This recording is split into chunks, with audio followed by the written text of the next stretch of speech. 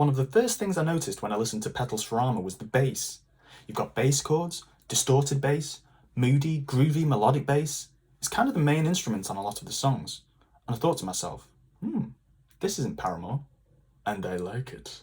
As Simmer came out, and then Leave It Alone, it quickly became clear to me that this was going to be a mature solo album compared to Paramore's last album, After Laughter. You weren't going to find twiddly guitar hooks or Hayley belting out tons of sing-along choruses, as much as I love them. And this direction makes sense and feels natural. Hayley's grown up, experienced tragedy, and Paramore's audience has grown up along with her. I'm not the emo high school teen I once was. This is a solo project that oozes authenticity. It feels vulnerable and honest. Every song seems to confess something. Hayley works through anger, grief, isolation, self-consciousness, regret, and desire. There's a song about the irony of looming mortality in the family when you yourself have just hit your stride in life.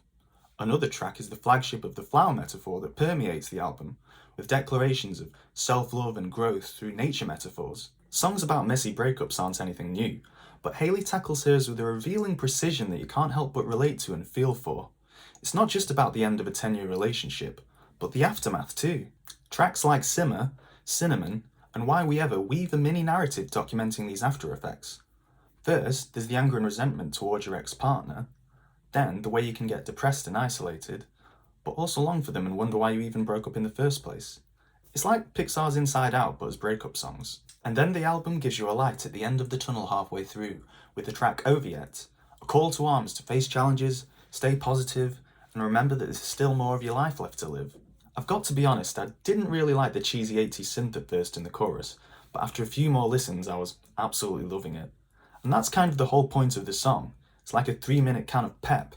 That's probably why Hayley made a workout video to accompany it. The lyrics in Petals Foreseeable are generally more stronger and nuanced than anything Hayley's written with Paramore. Lines like, "Just keep on sucking on the memory of him," I found to add up to be a pretty interesting vampiric metaphor. This isn't to say Hayley hasn't covered difficult topics in the past with the lyrics. Songs like Fake Happy and Rose-Coloured Boy expose the internal pressure and duty of maintaining a positive persona in front of other people. But I guess these confessional lyrics feel more at home with the low-key, alt-rock tones of Petals Foreseeable. Petals Foreseeable draws on a bunch of influences, and it really shows with each track. You've got your Radiohead in the tracks Leave It Alone and Rose's Lotus Violet Iris. The string swells, melodic bass and tight drums really remind you of something off King of Limbs or In Rainbows. I guess it's easy to write off this material as derivative of Radiohead, but I think it's different enough and doesn't rip off any one song of theirs in particular. Hayley also posted a public playlist on Spotify documenting her inspiration for the album, and 2 Radiohead songs are on there, so it's not like she's trying to shy away from where her ideas came from. There's a slight tinge of indie rock like the band Foals, at the end of the track Cinnamon, and in the chorus of Creeping. The prickly, palm-muted guitar sounds like the song Inhaler from Foals' album Holy Fire, but again, this mixes with unique ideas like weird offbeat rhythms or ghoulish vocals. I might be crazy, but I can also hear a bit of Bjork in the track Sudden Desire. The way Hayley leaps into a sudden desire is similar to the song Mutual Core by Bjork, another song with a soft verse that explodes into a distorted climax. Pure Love is a straight-up 80s soul song, whereas Taken is a loungy, jazzy number.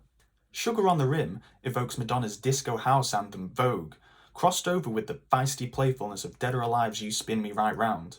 There's the spoken word line, "Sugar on the Rim," echoing, "Strike a pose." Honestly, it's pretty remarkable just how diverse this album is, especially when you stick it next to a Paramore album.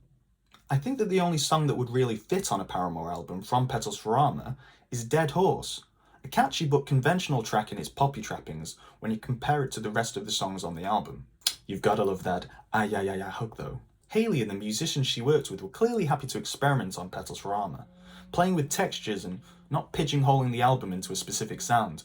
They draw on both contemporary and classic influences, execute it with strong instrumentation, the bass and drums being highlights for me, and it makes for an enjoyable listening experience that doesn't really get dull or boring after many listens.